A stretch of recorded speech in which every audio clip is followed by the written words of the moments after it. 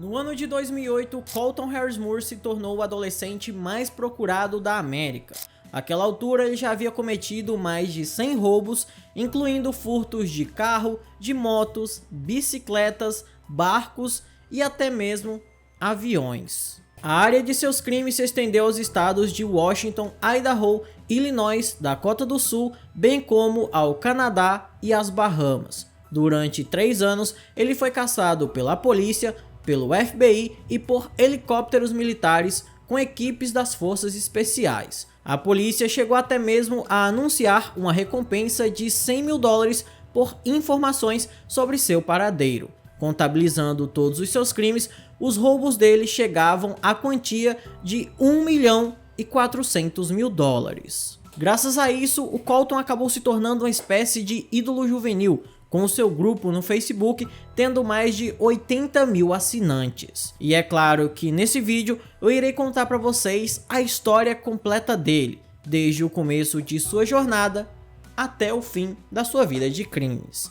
Então, se você se interessa por esse tipo de conteúdo e quer saber tudo nos mínimos detalhes sem muita enrolação, eu te convido a deixar o seu gostei, se inscrever no canal e ativar o sino das notificações. E peço também que me siga no meu Instagram, o @chamalzinho. E agora, dados os recados, vamos pro caso.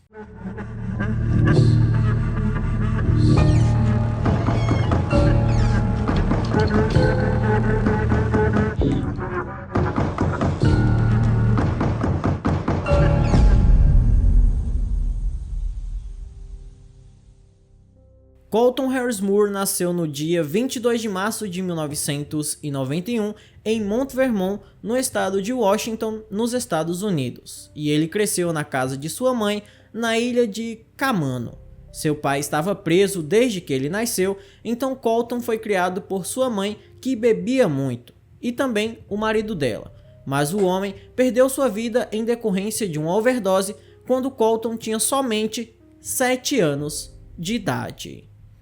Então acho que aqui nesse ponto já é muito importante ressaltar o quanto que a estrutura familiar dele era inexistente. O pai dele, preso desde que ele nasceu, a mãe, alcoolizada a todo momento, e o padrasto, que era a única figura paterna que o garoto conheceu, perdeu sua vida por causa de uma overdose. Então já dá pra notar que não tinha ninguém que o colocasse no caminho certo, sabe? Não tinha ninguém que o indicasse o que era certo e o que era errado. Às vezes as pessoas comentam muito que as pessoas já nascem ruim, mas eu acredito que muitas vezes as pessoas elas são corrompidas pelo ambiente em que ela vive. Se ela vive num ambiente adequado, ela vai crescer uma pessoa adequada. Mas se ela vive num ambiente completamente desregulado, ela obviamente vai crescer uma pessoa completamente desregulada. E é o que aconteceu, né? Como o Colton, ele cresceu em um lugar onde muitas vezes não tinha o que comer, não tinha dinheiro, a mãe dele vivia alcoolizada. O garoto, desde muito cedo, começou a roubar para ter o que se alimentar, né? Para ter o alimento dele. E assim, desde muito jovem, ele já começou a cometer alguns furtos nas casas da vizinhança, nas lojas e também nas escolas. Ao mesmo tempo, por muitas vezes ele fugia de casa e conseguia viver tranquilamente nas florestas por semanas. Ele também vivia nas praias e em canteiros de obra. Roubar para Colton não era nada difícil, afinal quase não haviam crimes no local, então ninguém trancava suas casas ou carros. Sendo assim, o rapaz roubava de tudo, desde equipamentos eletrônicos até equipamentos para acampamento. Inclusive, quando o garoto percebia que alguma pessoa ia passar muito tempo fora de casa, né, em viagens ou algo do tipo, ele entrava nas residências que estavam vazias e ficava morando lá até os donos retornarem. Enquanto ele estava na casa, ele aproveitava para lavar suas roupas, para comer a comida que tinha na casa, né, obviamente, para assistir TV, para jogar videogame, enfim, para aproveitar a estrutura de uma boa residência. E quando os proprietários das casas voltavam para o seu lar, ele simplesmente abandonava a residência e invadia outra. Agora, uma coisa que passou aqui na minha cabeça, né, enquanto eu tava aqui falando sobre o que o Colton fazia, né, na casa das pessoas, eu fiquei imaginando, assim, tipo, você sai da sua casa pra fazer uma viagem, né, aí você deixa a sua casa toda organizada, tudo certinho, as coisas tudo no lugar, tudo limpinho, e aí quando você volta, você encontra tudo bagunçado, a sua comida que você tinha lá, alguém comeu. Eu fico imaginando o quanto que as pessoas deviam se sentir invadidas, né? Não só pelo fato de terem entrado na sua casa, mas tipo, a sua casa é uma coisa que tem tudo seu ali.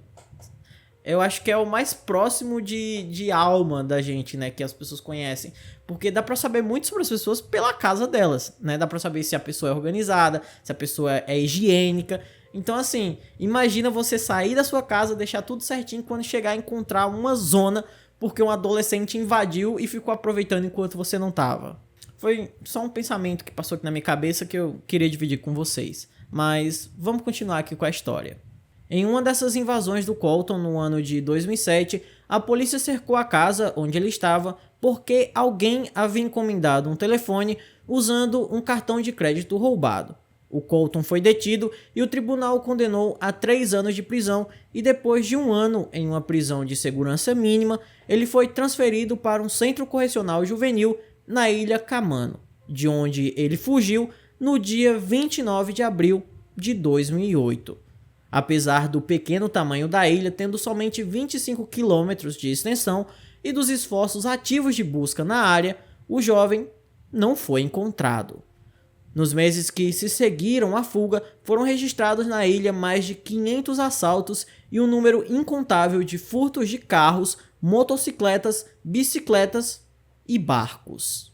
O Colton, ele roubou basicamente tudo aquilo que ele precisava para viver, e eu acredito que a dificuldade da polícia em encontrá-lo é que desde muito jovem o garoto sempre viveu dentro da floresta, então ele sabia muito bem se movimentar pela mata, sabia onde ficar ali dentro da floresta, então acho que por isso que a polícia não o encontrou facilmente. E o Colton, quando fugiu do centro correcional juvenil, ele roubou basicamente aquilo que precisava para se virar nesse tipo de ambiente. Ele conseguiu roupas, equipamentos para acampar e também comprou com o cartão roubado um equipamento de visão noturna no valor de $6.500, além de um spray contra predadores. E em muitos dos lugares onde o Colton cometeu seus furtos e invasões, os policiais encontraram pegadas de um pé sujo, tanto no chão quanto nas portas e paredes, que era um costume do Colton, sempre andar descalço, e por causa disso ele foi apelidado de Bandido Descalço. No dia 12 de novembro de 2008, Colton roubou um avião leve particular e conseguiu levá-lo para a ilha Yakima. O pouso foi muito difícil e o avião foi quase completamente destruído, mas o jovem não ficou ferido. Mais tarde, ele disse que aprendeu a pilotar aviões com livros e jogos de computador.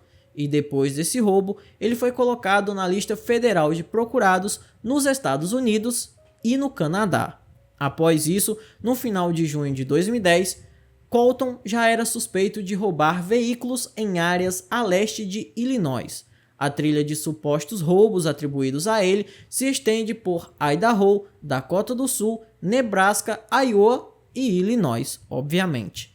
E no dia 4 de julho de 2010, um monomotor Cessna 400 foi roubado no aeroporto de Bloomington, no estado de Indiana, e mais tarde ele foi encontrado caído na ilha de Great Abaco, já nas Bahamas. Logo depois desse avião ter sido encontrado, foi registrado um enorme número de furtos na região, o que indicava que o Colton estava agindo. Por causa disso, várias fotos do garoto foram espalhadas por toda a área e logo as pessoas começaram a perceber que havia sim uma pessoa que sempre andava descalça e era muito parecida com aquelas fotos. E é óbvio que não demorou muito tempo para que o Colton fosse finalmente preso. No dia 11 de julho, uma lancha foi roubada na ilha de Eleuthera e a polícia das Bahamas agiu rapidamente indo atrás do veículo. Durante uma longa perseguição, o motor do barco de Colton foi atingido por um rifle e o jovem pulou na água, nadando em direção à costa, onde a polícia já o esperava. Saindo da água, ele apontou uma arma para a própria cabeça e ameaçou tirar a própria vida, mas a polícia o dissuadiu e o algemou. Em seu julgamento ocorrido nas Bahamas, Colton se declarou culpado por entrar ilegalmente nas Bahamas e pouso ilegal de um avião. Por isso, ele foi condenado a 3 meses de prisão ou pagar uma multa de $300. A mãe dele transferiu o dinheiro para a Embaixada dos Estados Unidos, que por sua vez pagou a multa. No mesmo dia em que a multa foi paga, ele foi escoltado de volta para os Estados Unidos em um voo comercial noturno, sendo acompanhado por agentes do FBI que o levaram para Miami, na Flórida. E no dia 14 de julho, o jovem apareceu em uma audiência apenas para que fosse avisado a ele que a mãe dele havia conseguido um advogado para defendê-lo em seu julgamento. E em uma audiência que ocorreu no dia 16 de julho de 2010, no Tribunal Distrital do Sul da Flórida, o juiz decidiu que o Colton seria enviado para Washington, onde ele seria julgado primeiramente, porque ele foi preso sob a jurisdição do estado de Washington. Por causa disso, ele ficou em Miami até o dia 21 de julho, quando ele finalmente foi transferido para Washington, e durante essa transferência ele estava com suas mãos e pernas algemadas, porque temiam que ele fugisse. Um juiz federal estabeleceu um prazo até 15 de novembro para que os promotores indiciassem Colton formalmente. No entanto, o jovem renunciou ao seu direito a um julgamento rápido, permitindo que tanto a defesa quanto a acusação tivessem mais tempo para se preparar para o caso. E no dia 18 de novembro de 2010, ele se declarou inocente das acusações de transporte interestadual de um avião, barco e arma roubados, de ser um fugitivo na posse de uma arma de fogo e pilotar um avião sem licença de piloto. E somente em 17 de junho de 2011, os promotores federais recomendaram que Colton fosse condenado a 6 anos de prisão. Então, o jovem resolveu se declarar culpado de todas as acusações. No momento da sentença, esperava-se que os procuradores pedissem uma pena de 9 anos e meio, enquanto os advogados de Colton pedissem uma pena de 6 anos, citando relatórios psiquiátricos e de atenuação que descreviam a sua infância bastante complicada. Porém, no dia 16 de dezembro de 2011, Colton Harris Moore foi condenado a mais de 7 anos de prisão, e a juíza do Tribunal Superior fez a seguinte declaração: esse caso é uma tragédia em muitos aspectos, mas é um triunfo do espírito humano em outros aspectos. Descrevendo a infância de Colton como uma ausência de esperança entorpecente, ela afirmou que o jovem de 20 anos estava genuinamente arrependido por seus crimes, e Colton disse que planejava passar seu tempo na prisão estudando para tentar uma vaga na faculdade a fim de obter um diploma em engenharia aeronáutica. E no dia 27 de janeiro de 2012, o juiz do Tribunal Distrital Federal em Seattle o condenou a 6 anos e meio de prisão por sua onda de crimes internacionais. Durante a sentença, Colton se dirigiu ao tribunal e ao juiz, dizendo que não era exagero dizer que tinha sorte de estar vivo. O Colton iria cumprir suas 2 penas, tanto a estadual quanto a federal, ao mesmo tempo. Então, basicamente, as 2 seriam consecutivas e não uma depois da outra. Por isso, no máximo, ele passaria 7 anos na cadeia. E no ano de 2016, ele saiu em liberdade condicional, sendo enviado para uma clínica de recuperação em Seattle. Depois disso, ele conseguiu um emprego no escritório de advocacia do advogado que o defendeu no tribunal, onde ele faz um trabalho de baixo nível. Pelo menos foi isso que foi citado na fonte. Eu não estou desmerecendo o trabalho dele, até porque, para mim, todo trabalho é digno. Aliás, tem uma informação que é muito importante passar aqui para vocês, é que o Colton ele desejava se tornar piloto, e para financiar a sua licença, que custava mais ou menos uns $120 mil, ele abriu um GoFundMe, que é tipo uma vaquinha, onde as pessoas iriam doar o dinheiro para que ele pudesse ter a sua licença. No entanto, isso foi vetado por seu agente da condicional, que disse que todo o dinheiro que ele ganhasse tinha que ser revertido para as pessoas que foram prejudicadas por seus crimes. E, inclusive, ele havia vendido o direito de fazer um filme sobre a sua história para a Fox, pelo valor de $1 milhão. Então, ele deu todo esse dinheiro do contrato da Fox para pagar ali as pessoas que foram lesadas por ele, né, que foram vitimadas por ele.